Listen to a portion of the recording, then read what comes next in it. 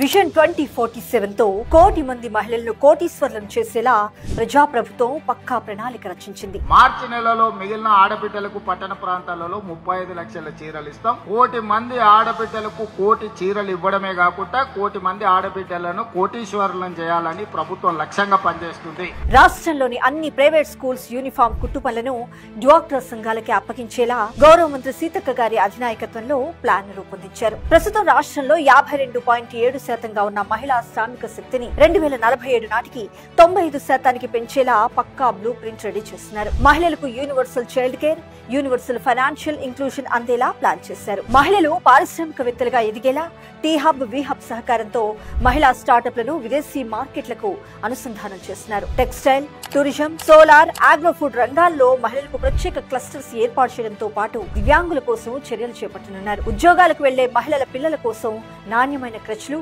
సురక్షితమైన రవాణా, పని ప్రదేశాల్లో సేఫ్టీ గ్రిడ్ వ్యవస్థను ఏర్పాటు చేయనున్నారు.